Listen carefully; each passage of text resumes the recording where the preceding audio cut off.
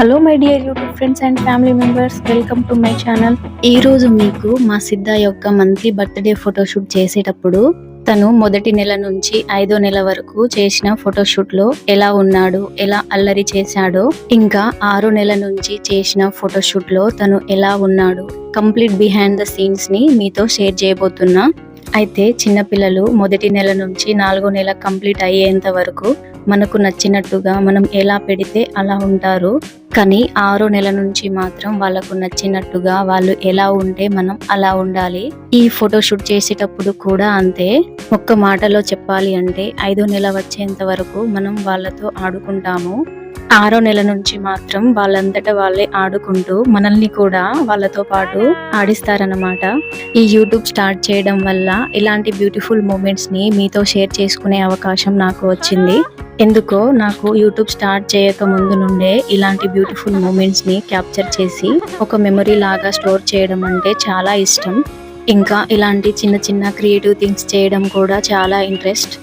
ఇలా క్యాప్చర్ చేసిన మెమరీస్ ని నేను లోగా ఫీల్ అయినప్పుడు కానీ, మనసుకి బాధ కలిగినప్పుడు కానీ గ్యాలరీ ఓపెన్ చేసి ఇలాంటివి చూసినప్పుడు మనసుకి చాలా హాయిగా అనిపిస్తుంది.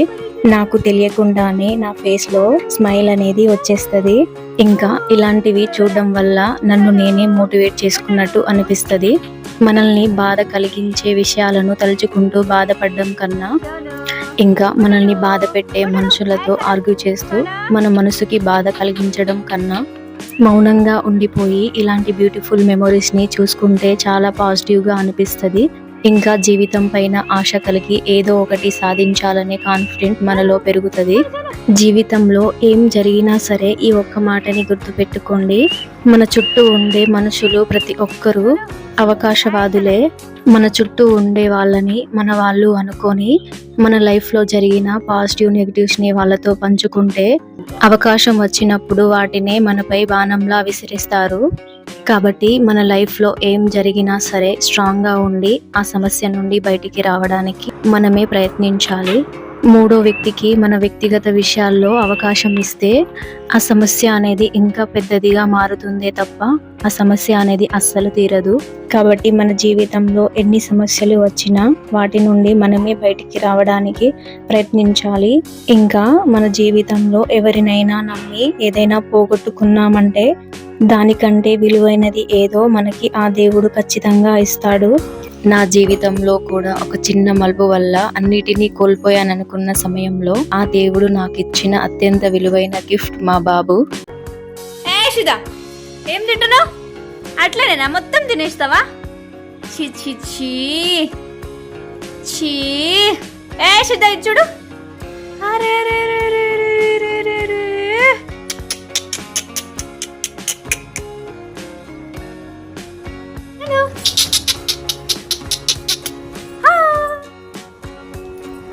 చూడు చూడు చూడు చూడు చూడు సిద్ధ సిద్ధ.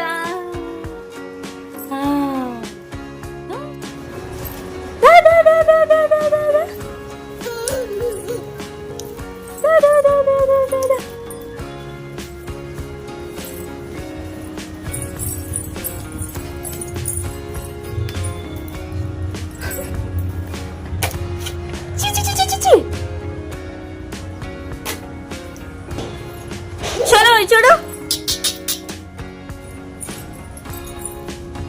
శని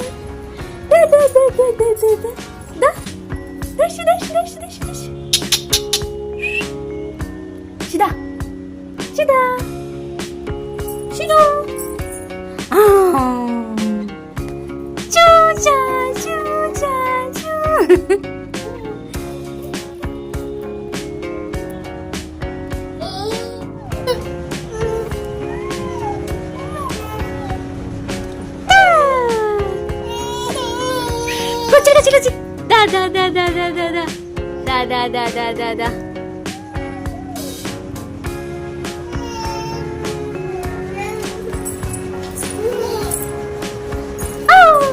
Oh, chu cha chu chu cha chu chu chu chu chu chu. Ah chu chu chu chu chu chu. Ah chu chu chu chu chu chu chu. Chu cha chu cha chu chu chu chu chu chu. Oh.